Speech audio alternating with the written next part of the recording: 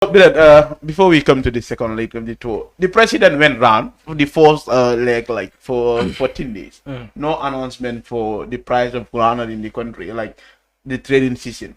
What will be the price for the groundnut this year? So most of the people are surprised because it's somehow unusual. Like anytime the president go on tour, anytime he get to Bara, that's where he will start telling people, I have big surprise for the farmer. By the time he get to Kuntaya also, he will be, he will announce and tell us, I'm gonna buy groundnut for this particular price this year. But this time around, the president went for 14 days and he's back and add extra 2 days or so to eat. And up to now, there's no announcement. It's only today I saw on the papers that 2 billion has been put aside for the trading season. But they also admitted that the price is not yet set. Yeah. So is it the president? He went on the tour at a run time, or probably it's because he's not prepared to meet the farmers at this time. Meet the farmers. Maybe he does not have answers for them. Answers answers that they're looking for. Because in fact, the title of the tour itself means that the president has to directly engage farmers on their farming activities, giving them hope. Because right now we're approaching end of the season, and where farmers expect hope from the government. In fact, it was on the papers. The farmers, in fact, are saying we want to know what will be the price of groundnut for this trading season. They are demanding it, but it's like the Minister of Agriculture and the team they are not responding to their question. Exactly, and this used to be a huge issue for them, especially those in the rural areas. And quite often the time, I come from a village, you will see farmers in the Gambia will prefer to sell their products outside of the Gambia using other illegal ways of doing so, because they are likely to get better prices with our neighbors than with that prices set by the government of the Gambia. So I think, like I said, the entire tour for me is a misplaced priority this time.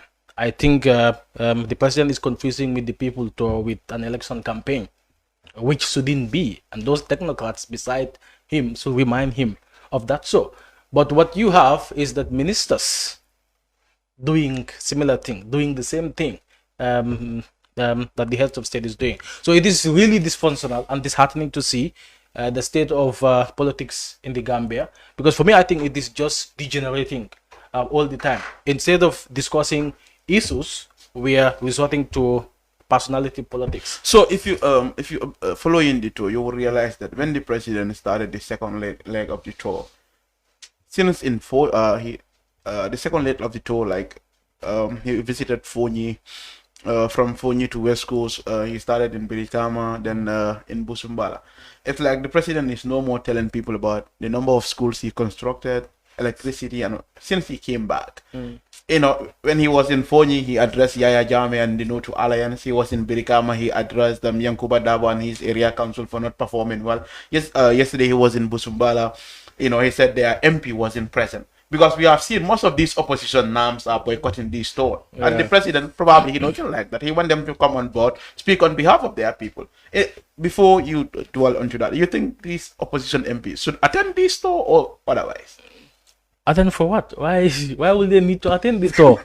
Well, the president... When their very leaders are subjected to indiscriminate attack by the president, will you go and listen to your political leader or your political godfather being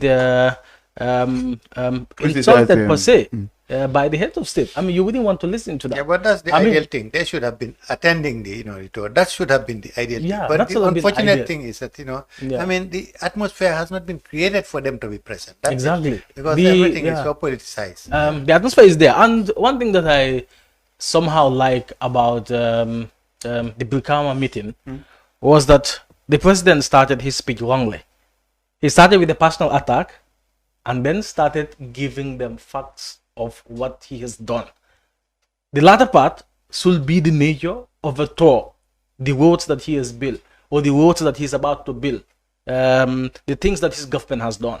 So towards the latter part, that is how such tours ought to be, rather than personal. But there are allegations out there too that the president has nothing to show in West Coast. That's why nothing new probably. to show. That's why, you know, he's restoring to personal attack. But that is immaterial because the style and format of his speech in Notbank, in Basse, and in Foni is the same style and format of his speech in recent times as well. So that, for me, it does not, for me, yeah, it does not work. When he was going on a tour, he has a preconceived mind that two things will happen. We will focus a little bit on the government agenda and we'll focus on attacking our political opponents as a holdback towards the 2026 presidential elections. And not only this tour, expect more inflammatory statement moving forward, because it is a climate that has created confusion already. It is going to degenerate, and opposition political parties are also going to do the same thing. And therefore, that's why you have a dysfunctionality of politics. Instead of them also, opposition group focusing on what is viable in terms of politicking based on issues. It will be rather based on personal attacks. So, but you think the president, to you, do you think? I think some people see it this way, that he has a point, because he's accusing the local councils of being an obstacle to his development. Probably the president refused to come into terms with losing the Birikama area council seat, and you know, the entire West Coast, literally. You know, he's not having. I think he has only one representative. That's one National Assembly member.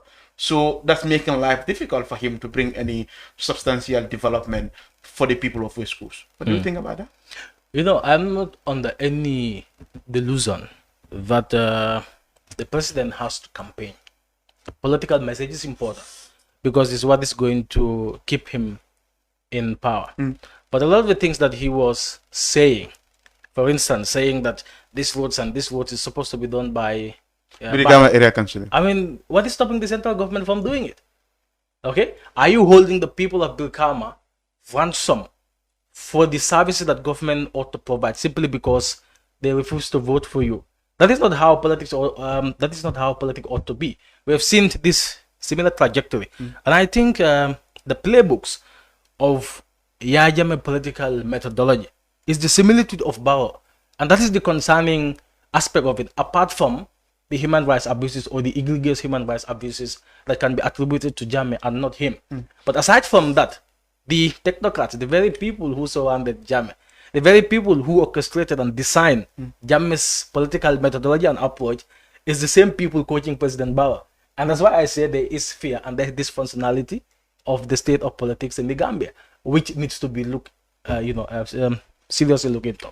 Okay.